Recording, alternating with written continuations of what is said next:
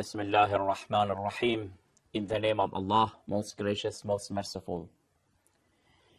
The school of Shiism, the school of Ahlul Bayt, the school of toilers, they believe that we have to follow the Holy Quran and the Sunnah of the Holy Prophet of Islam, and the Sunnah of the Holy Prophet of Islam and the interpretation of the Holy Quran can be understood and received through Ahlul Bayt, through the 12 successors of the Holy Prophet of Islam.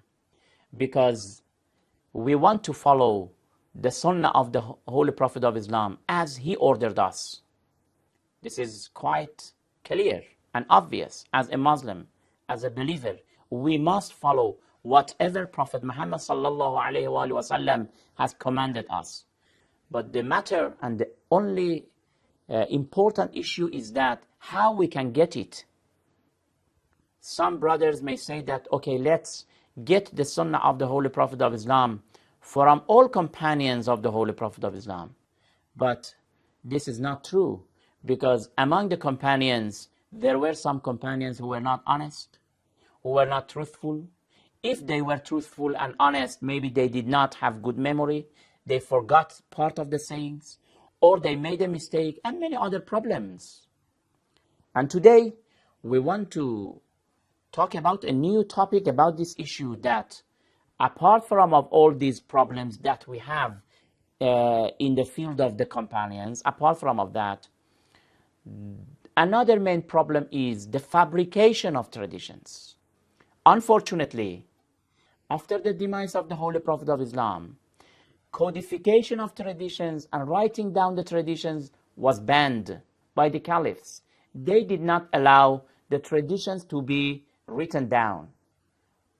After more than 1 century, they allowed it.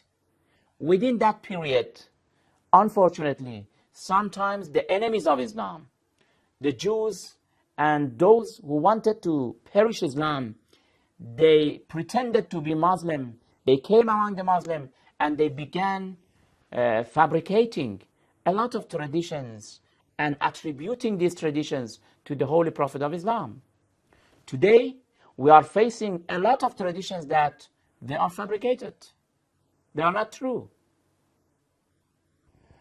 To bring an example of that, I will give the example of the book of Sahih al-Bukhari, the first book of the 6 correct books that our brothers, Sunni brothers, they rely on this book too much. This book, the writer of the book, Bukhari, says that I have selected these traditions, almost more than 2,000 traditions. I have selected them out of 600,000 traditions. He has selected almost 3,000 or 4,000 traditions out of 600,000. What does it mean? He wants to say that these 600,000 traditions, majority of them were not true and correct. They were fabricated.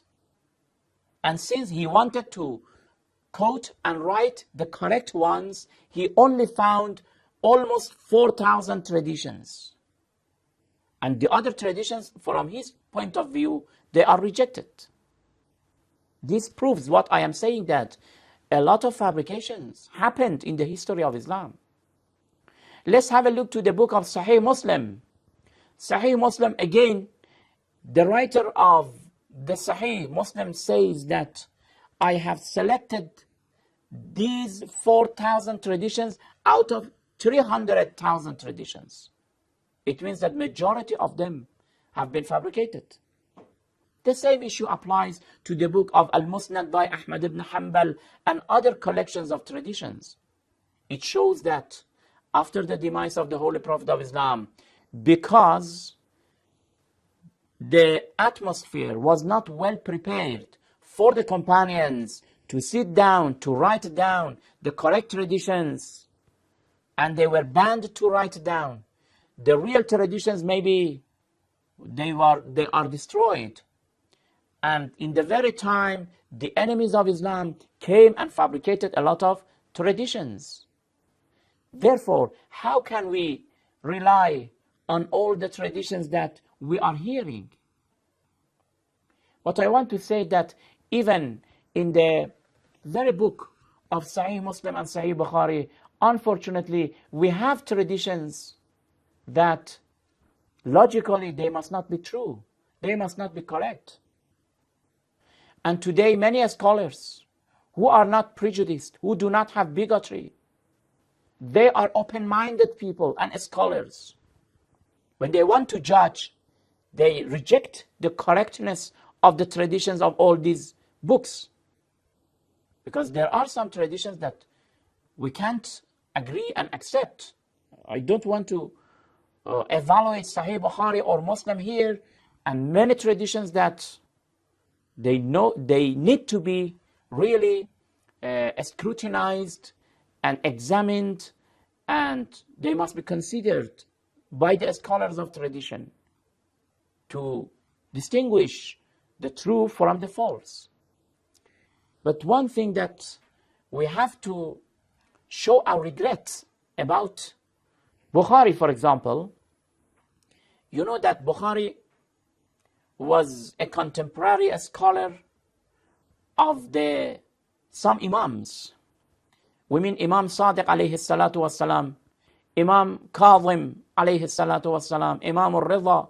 These were the household of the Holy Prophet of Islam.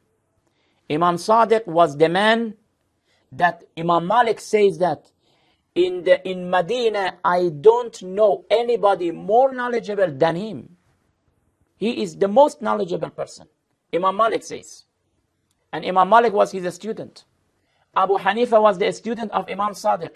And he said that 2 years I was his student, and if those 2 years were not, I would be perished. لولا السنتان لهلك النعمان. Such a man, Imam Sadiq, from the generation of the Holy Prophet of Islam, Bukhari does not narrate a single tradition from him. And from his son, another Imam. And from Imam al-Rida, another Imam. Even a single tradition. But unfortunately, he narrates a tradition from a man who is admiring the killer of Ali alayhi salam. Abdul Rahman ibn Muljam killed Imam Ali, the Caliph of Muslim, the son-in-law of the Holy Prophet. He must be rejected. If we don't say he must be cursed, he must be rejected. But there is a man in the name of Imran ibn Hattan. He admires Abdul Rahman ibn Muljam.